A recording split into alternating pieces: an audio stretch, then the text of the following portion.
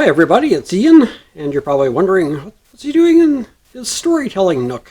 Why isn't he in the kitchen? Well, we will be in the kitchen shortly. But I want to do a little preface to this video. Things don't always go the way we want them to, even in the kitchen.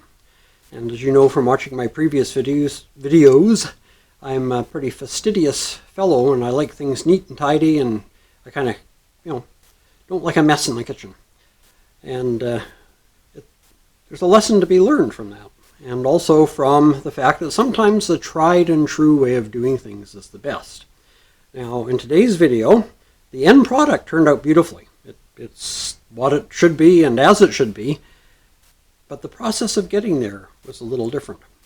And that was my fault. I usually would make this with my bullet blender, which purees beautifully, but instead decided to try a new product I had, which is an excellent product. I'm not knocking this product at all. It's an excellent product. It's just not the right one for this job.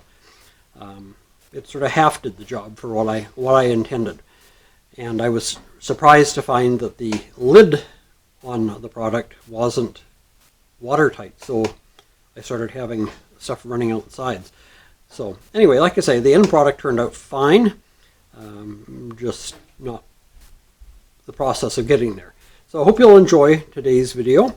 It's a homemade salad dressing, a bacon dill vinaigrette, and I love it. It's great on salads. I had planned at the end to put some on a salad and eat it, and then realized after I made it that we are currently out of salad goods. If you're somebody like Frank and Tina or Arkansas Woodcutter or Voon Chile or one of them, you could probably just go out in your yard and your garden and pick some fresh greens and make yourself a salad. I live in a condo with out the room to accommodate that sort of thing. If I were David Hotaling, I'd probably have a nice, David Hotaling, sorry, I have a nice hydroponic system set up, but I don't have room for that either, so I have to rely on the greengrocer. And unfortunately fell through in that department on my part, and so didn't have any greens. So anyway, like I say, the salad dressing that is created in this video is a wonderful, wonderful salad dressing. If you like bacon, you're going to love it. If you like dill, you'll love it even more, and I hope you'll give it a try. However, I do suggest using a blender rather than a hand blender or food processor. All right, let's get on to our video for today and make some salad dressing. Uh-oh, I'm falling in love again. Uh-oh, uh-oh.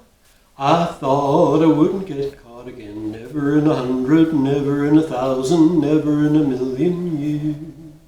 Never in 1,000,000 years.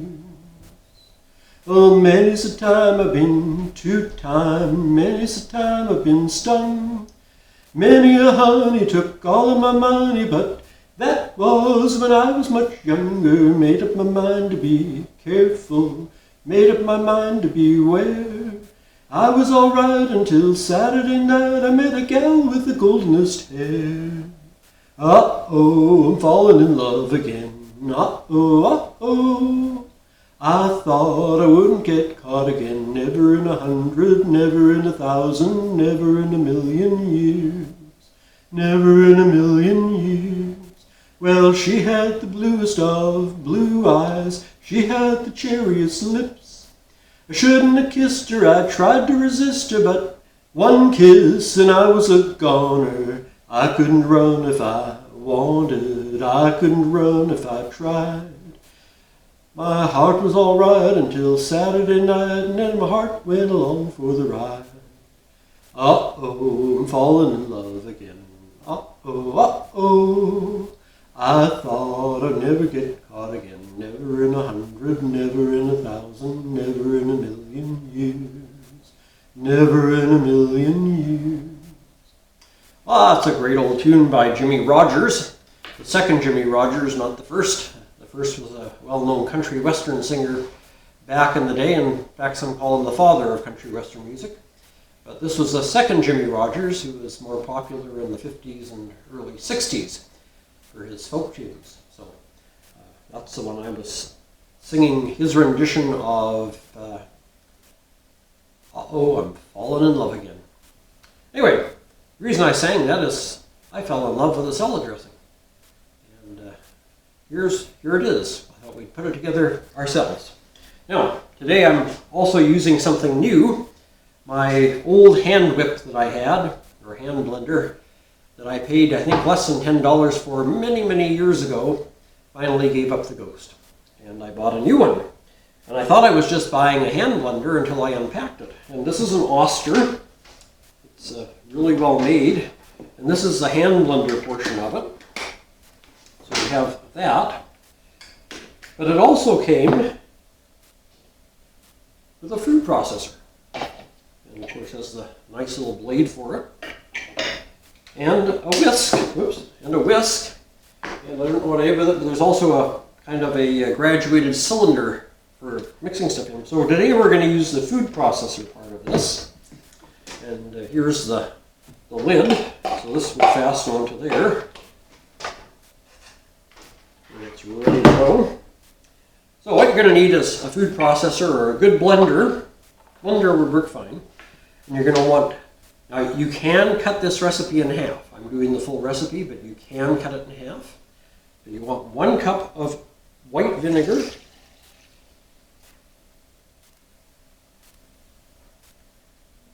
You're going to want 6 pieces of bacon crumpled. That's why I fell in love with it, that bacon. Who can resist the bacon? You want 1 teaspoon of sugar, or you can use a teaspoon of Splenda if you want it calorie-wise. Because my wife doesn't like this, and I'm making it for me, I'm using sugar. So 1 teaspoon of sugar. You want half a teaspoon of salt. Half a teaspoon of ground black pepper. And a half teaspoon of dill. And that's really all there is to it, other than you need to put the top on. So you can get this on like that. And now watch this. This is the neatest part of this blender. It plays music. You ready?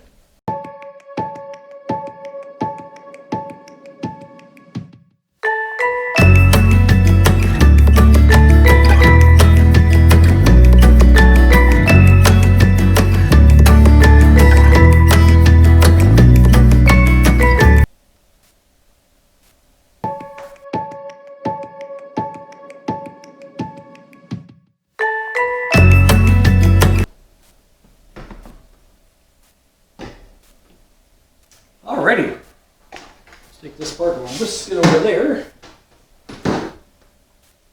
And it's just that easy. We got her made up. Now, unfortunately, I slopped a little over the side. If I'd done a half recipe, I probably would have not been quite as messy.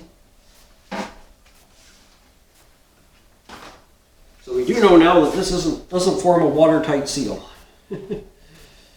There we go. Now I've got a nice sterilized jar ready to put it in. Unfortunately, most of my bacon didn't, well, that's not good, is it? I guess I'm going to have to put the bacon in separately. I thought my funnel was big enough that my bacon would go through it. So perhaps a blender would be better. Sometimes we have experiments in the kitchen that don't turn out quite like we would like them to. But if you have a blender, then I would suggest using the blender. This is a chunky, nice chunky salad dressing. Whoops, I'm making a real mess here. So you can see that as neat as I try to be, even I make messes in the kitchen. Put my bacon in there. Now, if you don't like chunky spaghetti sauce, if you don't like chunky salad dressing, then yeah, use your blender, put it on puree, and just run this until the bacon is pureed. I may, if I decide this is too chunky, I may put it in my little bullet blender and render it down that way. But I think I will enjoy that on my salad, just the way it is. So there you go, an easy to make homemade salad dressing. So if you haven't been able to get to the store to buy what you like, you can make this one. It's simple. We'll let it sit in the fridge. That'll let the flavors mingle more. The longer it sits, the better it tastes. So I hope you've enjoyed this very simple dressing and that you'll fall in love with it. So there you go. I hope you enjoyed today's song too. And I'll see you on Friday for I believe it's chapter 8 of Robin Hood. And see if Robin and his merry men can get Will Scarlet out of the dungeon of the evil knight that is holding him. So until then, take care, stay safe,